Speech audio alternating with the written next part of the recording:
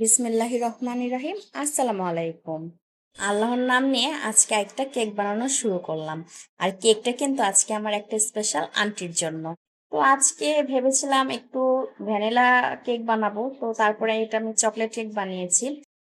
আর তারপরে আমি এখানে ডিম বিট করতেছিলাম, আর চিনি অল্প অল্প করে দিয়ে দিয়ে আমি ডিম বিট করতেছিলাম। যদিও বিটারটা অনেক পুরাতন হয়ে গিয়েছে, এই জন্য ডিমের ফোমটা একটু সমস্যা হয় কিন্তু মাশাল্লাহ খুব সুন্দর একটা সফট একটা কেক বানাইতে পারছি।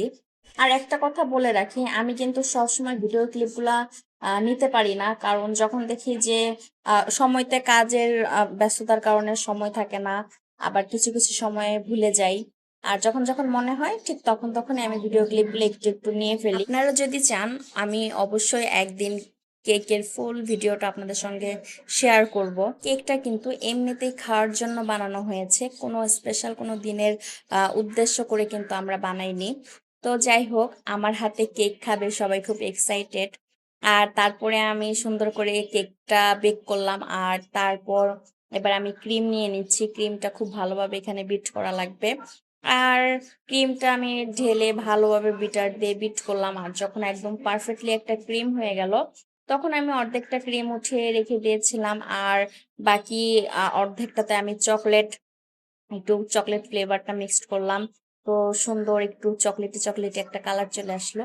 তো কেকটাকে আমি 3 পিস করে কাটলাম। তো তারপরে আমি খুব সুন্দরভাবে এই চকলেটটা সুন্দরভাবে ক্রিমটা আর কি সেট করলাম। তারপরে এখানে একটু সিরাপ দিয়ে দিচ্ছিলাম, চিনি সিরাপ যেটা বলে। আর সিরাপের সাথে আজকে আমি একটু দুধ দিয়েছিলাম, কারণ একটু মানে বেশি টেস্ট করতে চেয়েছি। আর আলহামদুলিল্লাহ খুব সুন্দর টেস্ট হয়েছে, খুব ভালো টেস্ট হয়েছে। যদিও আপনারা সবাই জানেন আমি ফার্স্ট টাইম আমি হচ্ছে কেক বানাচ্ছি। আর যেভাবেই হোক না কেন ডেকোরেশনটা কিন্তু খেতে কিন্তু অনেক বেশি মজা হচ্ছে, টেস্টি হচ্ছে। তো ফাইনালি আমি কেকটা এইভাবে ডেকোরেশন করলাম। আন্টি বলছে অত বেশি ভালো ডেকোরেশন লাগবে না, কারণ এখনই কেটে সবাই খেয়ে ফেলবো। তো তারপরে আমি এভাবে একটু সুগার বল ছিটিয়ে দিচ্ছিলাম। আর যেভাবেই ডিজাইন হোক না কেন একটু সুগার বল টল দিলে কেকটা এমনিতেই ফুটে উঠে, একটু কালারফুল সুগার বল দিলে। আর কেকটার ডিজাইন মাসাল্লাহ খুব বেশি খারাপও হয়নি নতুন হিসেবে। তো কেকটা কেমন হয়েছে অবশ্যই সবাই জানাবেন কমেন্ট করে। তো ফাইনালি কেকটা এভাবে শেষ করলাম, আর এবার একটু কেকটা ফ্রিজে রেখে দিলাম। তো আন্টিকে বললাম অনেক রাত হয়ে গেছে, রাত 10টা বেজে গেছে, এখন আর কেক কাটার দরকার নেই, কালকে সকালেই কাটবেন। একটু ফ্রিজে না রাখলে প্রপারলি টেস্ট আসবে না। আর তারপর আমি একটু কফি খেয়ে নিলাম। আল্লাহ হাফেজ।